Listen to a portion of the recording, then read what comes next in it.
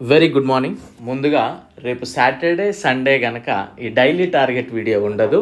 Saturday Sunday ఏం చేయాలంటే అంతకు ముందు నుండి వరకు కూడా రివిజన్ చేసుకుంటూ ఉండాలి. సో ఓకేనా. సో రివిజన్ అనేది చాలా చాలా ఇంపార్టెంట్. సో ఇది ఫస్ట్ ఎందుకు చెప్తున్నానంటే మీరు వీడియోస్ సరిగా పూర్తిగా చూడరు, మళ్ళీ సాటర్డే సండే ఎందుకు పెట్టరు అని అడగడం వల్ల చెప్తున్నా. So 27th September 2024 8th day. So 8వ రోజు మనం ఏం చదవాలో డిస్కస్ చేద్దాం ఒకసారి. అండ్ అదేవిధంగా 7th డే ఎంతవరకు చదివారో కొన్ని క్వశ్చన్స్ అడుగుతాను, ప్రాపర్గా ఆన్సర్స్ చెప్పడానికి ప్రయత్నం చేయండి. ఎవరైనా మీకు ఇంట్రెస్ట్ ఉంటే ఆ ఆన్సర్స్ నాకు టెలిగ్రామ్లో పంపితే నేను వాటిని మీకు నెక్స్ట్ వీడియోలో చెప్పడానికి కొద్దిగా అవకాశం ఉంటుంది. ఓకేనా. రైట్, మన యొక్క యాప్ లాస్ట్ బెంచెస్ హబ్ అనే యాప్ని డౌన్లోడ్ చేసుకోండి. లింక్ డిస్క్రిప్షన్లో ఇచ్చాను. టెలిగ్రామ్ ఛానల్లో కూడా జాయిన్ అవ్వండి, దాని యొక్క లింక్ కూడా మీకు డిస్క్రిప్షన్లో అవైలబిలిటీ ఉంది. సో బిఫోర్ దట్ నా క్లాసెస్ యూట్యూబ్లో చూడండి, 1-2 సార్లు చూడండి, నచ్చితే డౌన్లోడ్ చేసుకోవడానికి ప్రయత్నం చేయండి. RRB NTPC day 7th simple interest కొంత పాట చదవమని చెప్పాను. కోడింగ్ డీకోడింగ్ 3rd డే చదవమని చెప్పాను. ఈ రోజుతో అంటే ఫ్రైడేతో కోడింగ్ డీకోడింగ్ కంప్లీట్లీ అయిపోవాలి. మీకు మండే రోజు కోడింగ్ డీకోడింగ్ నుండే సుమారు ఒక 15 క్వశ్చన్స్ ఇస్తాను. అఫీషియల్ లాంగ్వేజెస్ అధికార భాషల గురించి చదవమని చెప్పాను. యునైటెడ్ నేషన్స్ ఆఫ్ ఆర్గనైజేషన్ ఐక్యరాజ్య సమితి గురించి కూడా చదవండి అని చెప్పాను. సో దీనికి సంబంధించి కొన్ని క్వశ్చన్స్ వేస్తాను. డే 7thలో ఫస్ట్ క్వశ్చన్, రాజ్యాంగంలో ఎన్నవ షెడ్యూల్ ఎన్నవ భాగము ఏ ఆర్టికల్స్ అధికార భాషల గురించి తెలియజేస్తూ ఉన్నాయి.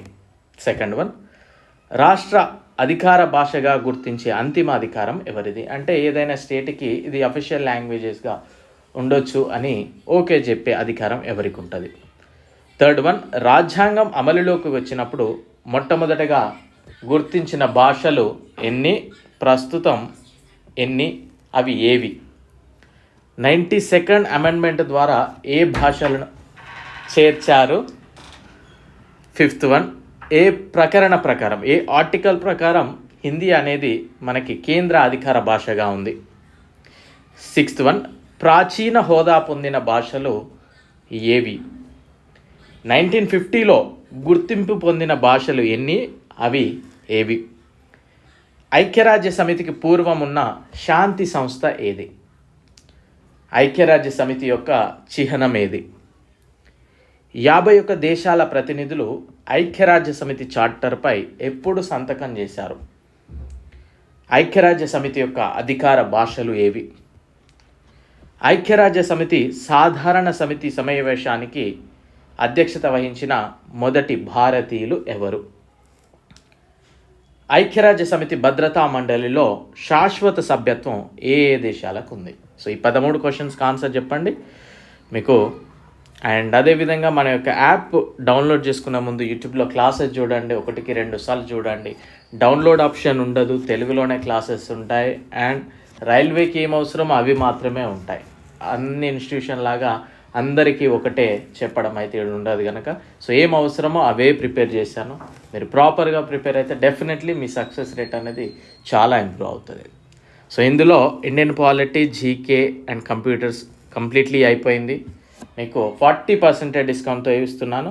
సో మీకు సండే వరకే ఇది, ఆ తర్వాత ఈ 40 కూడా ఉండదు ఇక. And chemistry, science, school books 95% అయిపోయింది.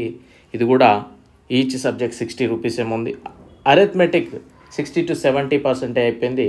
ఇది కూడా మనకి 100 రూపీస్కి. NTPC and group D course 60 to 70% అయిపోయింది. ఇది 340కో 320కో వస్తూ ఉంది. తీసుకోవడానికి ప్రయత్నం చేయండి. బిఫోర్ దట్ నా క్లాసెస్ చూడండి, 1-2 సార్లు మళ్ళీ చెప్తున్నా. ఓకేనా. సో అదేవిధంగా 8th డే ఏం చదవాలి అనేది చూస్తే సింపుల్ ఇంట్రెస్ట్ ఈ రోజుతోటి కంప్లీట్ చేసేయండి. అండ్ కోడింగ్ డీకోడింగ్ కూడా ఈ రోజుతోటి కంప్లీట్ చేసేయండి. Coding decode very very important మనకి. ఓకేనా. So very very important. మనం ఆ క్వశ్చన్ చూడగానే ఇది ఏ టెక్నిక్ వాడారు అనే విధంగా ఐడియా రావాలి, అంత ప్రాక్టీస్ అనేది ఉండాలి. ఇండియన్ బౌండరీస్, ఇండియా యొక్క బౌండరీస్, సరిహద్దు దేశాలు ఏంటివి, జల సరిహద్దు దేశాలు ఏంటి, ఏ రాష్ట్రాలు ఇతర దేశాలతో సరిహద్దును పంచుకుంటా ఉన్నాయి, ఎంత లెంత్తో పంచుకుంటా ఉన్నాయి, ఇలాంటివన్నీ క్వశ్చన్స్ కూడా చాలా నీట్గా చదవాల్సిన అవసరం అయితే ఉంది. సైన్స్లో మనకి మండే, ట్యూస్డే ఓన్లీ 2 డేసే సైన్స్ కనుక డిసీజెస్, వ్యాధుల గురించి చదవడానికి ప్రయత్నం చేయండి. ఓకేనా.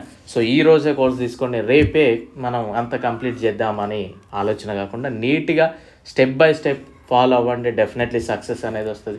మనం ఆల్టర్నేట్ డేస్ కరెంట్ అఫైర్ చూస్తూ ఉన్నాం, alternate days previous year papers NTPC కోసం సోషల్ చూస్తూ ఉన్నాం, ఇట్లా ఎన్టీపీసీ క్లాసెస్ కూడా చూస్తున్నాం, డైలీ టార్గెట్ వీడియో చూస్తూ ఉన్నాం.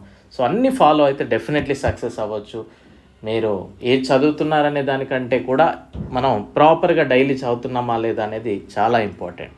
ఓకేనా? సో ప్రాపర్గా ప్రిపేర్ అవ్వండి, డెఫినెట్లీ ఏదో రోజు మీరు ఖచ్చితంగా సక్సెస్ అవుతారు, అందులో నో వరీస్. ఓకేనా? So I wish you very good luck. Thank you.